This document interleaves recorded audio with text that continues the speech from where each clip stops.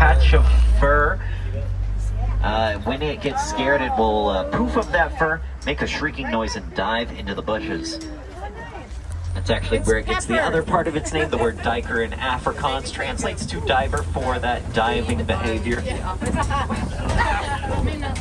with that, we'll see what other animals might be hiding out here today. Over on that left-hand side, all the way in the back by the rocks there. There's a rhino. You can see there's a black rhinoceros kind of hiding behind the tree branches there. Now the black rhino is one of the smaller rhino species in the world. They only get to be about 2,000 to 3,000 pounds, and I know that doesn't seem too small, but when you compare it to other rhinos that can get up to double that size, that is pretty small as far as rhinos go. And up ahead we're going to be passing by some antelopes over on the right here. Actually, two different antelope species. The first one is at the top of the hill on the right-hand side, the light brown antelope without horns, the greater kudu. And there's the reddish-brown antelope with horns, the bongo. Over here. Now, the greater kudu is one of the taller antelopes on the reserve at about 5 feet tall at the shoulder. Those bongos are very shy and elusive. They actually have the nickname the ghosts of the forest.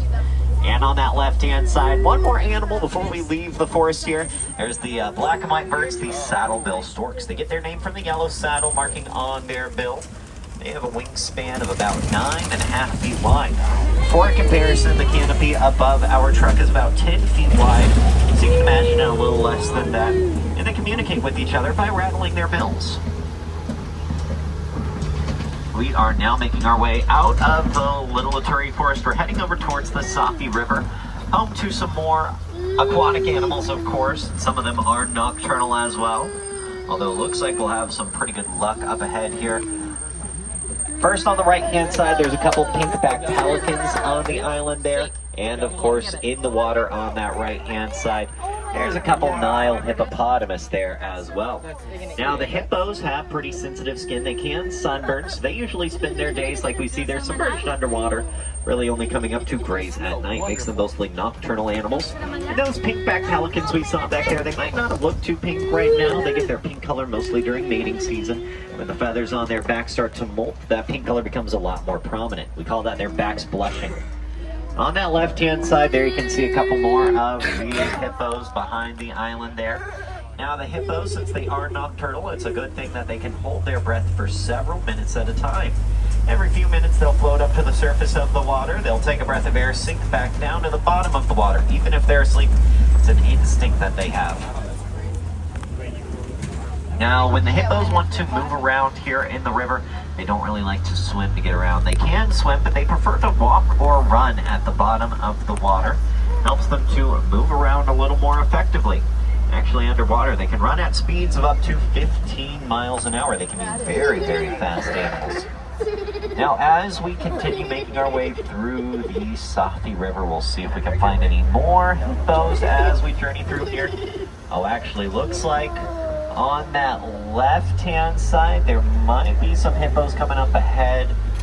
They're going to be all the way at the front of the truck, kind of in the corner by the waterfall there. You can see a couple of them sticking out of the water as we pass on by.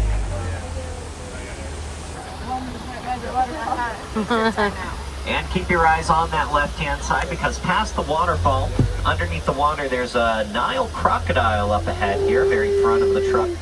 It's one of the largest crocodilian species in all of Africa. It can get to be anywhere from 16 to 18 feet long on average.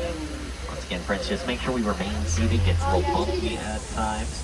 Now, the crocodiles can get to be anywhere from 16 to 18 feet long on average, anywhere from 300 to 500 pounds. Also have one of the strongest bite forces out of any animals in the animal kingdom. Yet, despite that, they can be also very gentle parents. The mothers and fathers hold their eggs in their mouths, not only to protect the eggs, but also to rock them back and forth, which helps the eggs to hatch. We are now making our way out of the Safi River. We're heading over towards the savannah. The weather on the savannah is a little different than other areas in Africa. Most of the year out here, it's going to be a pretty dry season. That's when the watering holes that these animals rely on dry up due to a lack of rainfall. Usually lasts about 9 months out of the year, and then that's followed up by 3 months of heavy rain during a monsoon season. So when the animals out here have to make the most out of whatever water they can find, make it last a little better out here. Over on the right-hand side, the first thing we're passing by is not an animal, but this giant baobab tree here. Also has the nickname the Upside Down Tree. Might recognize how it gets that name. Looked like it was flipped upside down with its roots in the air, but those trees remain leafless for the 9 months of dry season, so they can hold as much water in their spongy roots and trunks as possible. They can actually hold several thousands of gallons of water, makes for a great source of water during the dry seasons of the year. When watering holes dry up, animals journey over to find those trees so they can poke holes in their trunks, get that water out for themselves. Gives the tree one more nickname, which you might have heard before. They're sometimes called the Tree of Life. Now, as we make our way to the bottom of this hill, we'll get a sneak peek out here on the savanna. A lot of these animals are going to be herd animals, means that they stick together in larger herds. There's usually a safety in numbers that comes with that, especially closer towards the nighttime. Tends to be when predators are on the prowl, so these animals, their instincts tell them to group together in more dense populations. Make it a little harder to find out here. Although it looks like some of these animals have journeyed over here, started to explore. In fact, we were hanging out for a moment waiting for the zebra over on the right-hand side there. Might be able to see it before it disappears behind those bushes there. And of course, there's plenty of wildebeest on that right-hand side as well. Now, a group of wildebeest is commonly referred to as a confusion, and they probably get that nickname because they are stampeding animals. Whenever one wildebeest runs off, the others will follow, even if they don't know why it is that they're running. And they are kind of the storm chasers of the savanna as well. During the 3 months of rainy season, as the monsoons sweep through Africa, the wildebeest will group together, following those rainstorms around, picking up more and more wildebeest as they travel, eventually reaching numbers as large as 1.5 million in size. These migratory herds can stretch anywhere from 500 to 1,000 miles long. Now, over on the left-hand side, we're passing by our first carnivore of the savanna. The African painted dogs are taking a nap in that den, that little cave area coming up ahead. We'll get a better look on the other side of these rocks here. Now, African painted dogs are commonly mistaken for hyenas, but they're a little more closely related to domestic dogs. They blend in pretty well there on that left-hand side. They are some of the most successful pack hunting animals in all of Africa. They are so successful because they use teamwork to help them hunt. They're very social animals. They'll take care of their elderly and their sick, something that a lot of other animals will not do. Over on the left, behind the bushes there, are a couple of sable antelopes. The sable antelopes, their long horns are tilted backwards to protect them from predators pouncing on their backs. Very brave, very protective animals. And up ahead, of course, we'll be passing by some giraffes here soon, including, if you look on that right-hand side, there's a baby giraffe over by the trees there. We'll see if we can get a little closer look at them, but we're also passing by some termite mounds on either side of the truck. You'll see them dotted throughout the savanna. They are made of red clay, saliva, and dung, and once they harden, they get to be about as hard as concrete. Makes for an excellent scratching post for a lot of the animals out here. Now, as we get a closer look at the giraffes, take a look at their spots. You'll notice their spots get a little jagged around the edges, like puzzle pieces. Lets us know that these are Maasai giraffes. Now, hopefully you can tell just how tall the Maasai giraffes can get. We're talking anywhere from 18 to 20 feet tall once fully grown, and even the babies newly born are about 6 feet tall. Over on that right-hand side, that baby giraffe we're passing by right now is a few months old, so probably a little closer towards the 7, maybe 8 foot range there. And we'll move up a little further. We'll go ahead and stop right about here. Oh, looks like there was a giraffe on that other side of the hill that was hanging out in the road, but it got out of the way there, so we'll be moving on our way here soon as well. Now, you'll notice a lot of these giraffes are hanging out by the trees, looking for something to snack on out here. It's usually how they spend most of their days. It is about breakfast time, but they usually spend their days just traveling around, going from treetop to treetop, trying to find something to eat. Now, that does not give the giraffes a lot of room in the day for sleep, so it's a good thing. They only need about 30 minutes of sleep a day. That's usually broken up through naps that they take standing up, and some of those naps can even be as short as 30 seconds apiece. That does not sound fun. Now, as we make our way a little further, we'll get one more good look at the wildebeest on the right-hand side, and it looks like the zebras that were playing around earlier when we made our way down to the bottom of the hill have decided to come out, say hi. Now, we can tell that those are Hartmann's mountain zebras on the right by looking at their stripes. You'll notice their stripes get a little thicker in the back, helps them to blend in larger numbers, makes it harder to tell where one zebra ends and another begins. And the stripes of a Hartmann's mountain zebra don't go all the way around. They stop at their bellies there. That's how you can identify them as the mountain zebras. Now, since they are mountain zebras, their hooves also are a little more narrow than other zebras, makes them more adapted to navigating the rough and rocky terrain of the mountains. And their stripes are one of a kind for each zebra, like a fingerprint. That's how baby zebras identify their mothers out in the wild. Coming up ahead on the right, if you're on that right-hand side, we'll get a real good look at the Maasai giraffe here. Now, their long legs help them to move pretty quickly. They can actually walk up to 10 miles an hour, run much faster, up to 35 miles an hour. Very, very fast animals. Now, actually coming up ahead, speaking of fast animals, up at the very, very top of the hill underneath the shade of the tree, there's a very small antelope called a springbuck. Now, the springbucks, they only get to be about 3.5 feet tall at most, but they are incredibly fast animals. They can run up to 55 miles an hour. And if they get startled, they'll do something called pronking, spelled P-R-O-N-K-I-N-G. That's where they start bouncing along the savanna. Can leap up to 13 feet long, up to 6 feet high, meaning if they wanted to, they could run right up to the truck, leap in through one window, fly right over your laps and out the other side. It's because of their amazing athletic abilities that they're the mascots of a lot of sports teams around the world. And on either side of the truck, we're going to be passing by a couple elands here. Elands are one of the largest antelope species in the world. An adult male eland can get to be about 6 feet tall at the shoulder, weigh up to 2,000 pounds. Yet, despite weighing a literal ton, they can leap up to 8 feet into the air from a standing position. Now, we're going to make our way a little further. We're going to be passing over towards the outskirts of the savanna. We'll see what we can find as we journey through here. It looks like there's a lot of knocked over rocks and trees coming up ahead. It's a good sign that we are approaching some larger, more protective animals, so we'll have to keep an eye out for them. See what animals might be hiding out here today. Over on that right-hand side, you'll see a lot of open areas. Might be passing by elephant territory here. But over on the left, we're passing by a mandrill as well. That's one of the largest monkey species up at the very front by the trees here. Now, the mandrills, the females get to be 30 to 40 pounds, while the males can get up to 100 pounds, and they travel in troops of up to 150 in numbers. And on that right-hand side, of course, we're passing by the African elephant as well. We'll see if we can get a little closer look at that African elephant there. They tend to have larger ears than Asian elephants, kind of shaped like the continent of Africa, which they use to fan themselves down, cool themselves off by up to 15 degrees. And sometimes you'll notice the top of their heads and their backs look a little dusty or dirty. It's because they have pretty sensitive skin. Sometimes they'll scoop up mud and dirt with their trunks. They'll fling it on their backs. And that acts as a natural lotion or sunscreen. Protects their sensitive skin from sunburn or any other damage they'll sustain here on the harsh savanna. They're very smart, very clever, and resourceful animals. And they are matriarchal as well, meaning they're a female-dominated society led by the matriarch, the eldest, wisest female of the herd. She's the one who knows the best places to find food, water, and shelter, and they reach maturity at about 15 years old. In fact, when a male elephant gets to be 15, it's when he's considered an adult and is kicked out of his herd and sent off into the world to find a family of his own.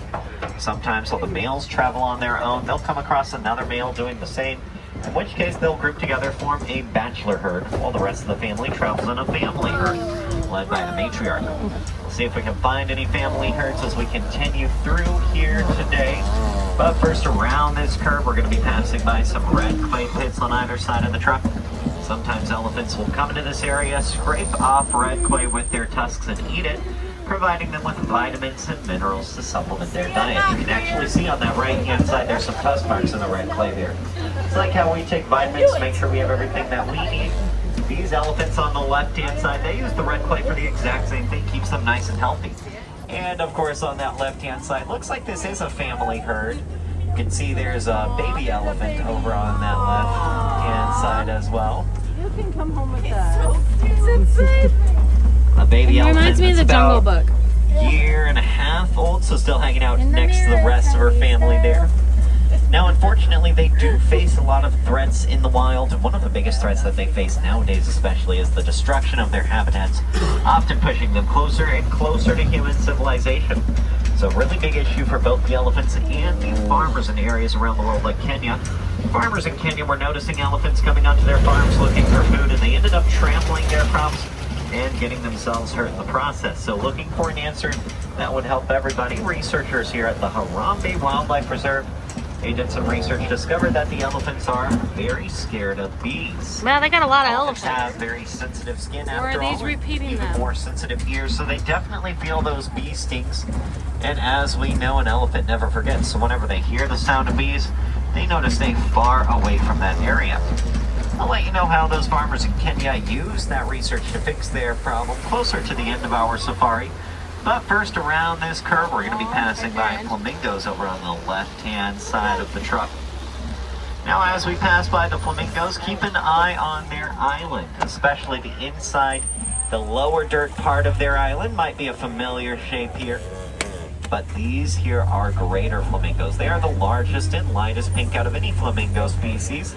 They don't hatch pink though, they hatch gray, then they get their pink color about a year later based off their diet, consisting of brine shrimp. The brine shrimp is very rich in a chemical called keratin. In fact, the more shrimp they eat, the more keratin they get, the more keratin they get, the more pink they become. They also flock together in numbers as large as 10,000 in size. They don't really like to migrate if they don't have to. In fact, they try to find a good clean source of water with an abundance of food where they'll settle down for the rest of their days. That's why it's important we keep our waterways clean, not only for our sake, but also for the sake of the animals that rely on those areas. It's important for them as well. Now, up ahead here, it looks like this next area is pretty empty, but over on the left, we're passing by a mud wallow here. When it gets a little hotter, animals with more sensitive skin, like warthogs or rhinos, will come out here to roll around in the mud. Helps to keep them nice and cool, and also acts as a natural sunscreen and bug repellent, kind of their skin keratin. I'll keep an eye out on that right-hand side. You can kind of see there's a rhino over there. There's also an antelope we'll also hopefully get a little closer look at here soon. That is the white rhinoceros. It's the larger cousin of the black rhino. Can get to be anywhere from 4,000 to 5,000 pounds. Even though we can see it pretty easily, good chance it might not have been able to see us from that far away. It's because they're nearsighted. They have pretty poor eyesight. But don't worry, they make up for their poor eyesight with incredible hearing. They can hear for about a mile away. They just have to be a little more careful than other animals. But as we saw there, they can be very gentle giants. And on that left-hand side, very top of the hill in the shade there, is an animal that uses camouflage to hide from its prey before it uses its incredible speed to attack. See if you can spot it. It is the fastest land animal in the world, the cheetah. Cheetahs can go from 0 to 16 miles an hour in about 3 seconds, reaching a top speed of about 70 miles an hour. Although they can only hold those speeds for a few hundred feet before needing to rest up, save their energy. That's why their camouflage helps them to sneak up on their prey a little easier. Cheetahs also don't have the ability to retract their claws, at least not all the way. They use their sharp claws to dig into the ground, helps them to run at those high speeds, like having a built-in pair of athletic cleats. They also don't have the ability to roar. Instead, cheetahs make a chirping noise, like what a house cat makes, and they are the largest cats that can purr. That's something that other big cats like lions and tigers cannot do. And speaking of lions, looks like we're going to be passing by an African lion over on that left-hand side. It's all the way up at the top of those rocks there. Looks like it's a female lion, a lioness up there. We'll see if we can get a little better look on the other side by. Now the lions, they usually spend anywhere from 15 to 20 hours a day resting or sleeping, saving their energy for the nighttime. It's when they are most active doing their hunting. And we'll see as we make our way through. This video might make us sick. A little better look at them. Oh, on that right. This video might make us sick to rewatch it. And those antelopes over on the right as well. Those antelopes are water bucks. They really like the water. They stay near rivers and lakes their whole lives in case predators chase after them. Then they can jump in the water where the predators can't follow. I don't even know if I got it there. Now, on that left-hand side, got a good look at the lion here. looks like that's a male lion taking a cat nap right on the edge of those rocks there. Oh, right there. It's usually the females that do the nighttime hunting while the males stay back and lunch after the rest of the pride. And you can see a couple of females up at the very, very top of Where's the the rocks there. male There's the one? one we saw earlier. Yeah, I got and that another one. all the way at the very top of those rocks on that left-hand There's side. another one up there. Now keep an ear out for the roar of an African lion can be heard from about 5 miles Yeah, what's away the out on the male over open there? savanna. And there are We a lot of didn't see rocks and lions trees last around here time. that will muffle the noise, but still should be able to hear them from a while away. And over on the left, we're also passing by the warthogs over on these burrows. Now the warthogs, they will dig their own burrows using their snouts and razor-sharp front tusks like a shovel. Or sometimes they'll take burrows that were abandoned, left behind by other burrowing animals like aardvarks, new home renovation projects. Add new tunnels underneath. They're very adaptable animals. In fact, if they feel comfortable, they'll take a nap anywhere out in the open. But if they feel threatened, they'll first shimmy their way into their burrows backwards so they can have their tusks facing out. Protects their homes at a moment's notice. Charlie. Oh, there's a squirrel. I know it's not big. Now, as we make our way a little further on that right-hand side, we're also passing by a cluster of ostrich eggs in the grass there. So the largest eggs out of any birds at about 3 pounds apiece, and they are so incredibly strong that a fully grown adult can stand on them all day. They will not break. Would not recommend doing that though, because then you have to deal with an angry mama ostrich, and they can run up to 45 miles an hour. Probably have to deal with a few of them as well. They are in fact collective nesters, meaning they group their eggs into one big area so they can watch over them together. We're going to make our way a little further. We're going to be passing by the warden's post. Now, here is where the warden has some Nigerian dwarf goats. See if we can find them as we journey through here. These goats tend to be very playful and very social animals. They'll even have headbutt competitions to see who's the leader of their group there. And while we're passing by, I do want to point out the yellow triangle box on the left, held up by a couple of poles in front of the warden's post. Might be wondering what that box is. It's actually an example of a beehive, very similar to the ones that the farmers in Kenya would use to keep the elephants away from their farms. See, when the farmers in Kenya got the research back that the elephants are scared of bees, they came up with a pretty creative solution to their problem. They would build those beehives and even attach tripwires to them, so whenever the elephants got too close to the farms, they would bump the tripwires, shaking the beehives. The elephants would hear the sound of the bees, and not only would that let them know to stay away from that area, we discovered that they would go back to the rest of their herd, communicate that information with the rest of their herd using a very special low rumbling noise. That way the whole herd knew to stay away. Created some very effective natural fences, protected the crops from getting trampled, and it protected the elephants from getting hurt. It also gave the farmers a little extra honey they can then sell. That, of course, is a win-win for everybody involved, so Disney took that research and developed it a little further, creating the Elephants and Bees Project, which is now in use in about 22 countries around the world. With that, though, it looks like we are approaching the end of our safari here today. If there were any wilderness explorers on board, you are on board the Simba 1. That is Simba, like the lion, 1 like the number.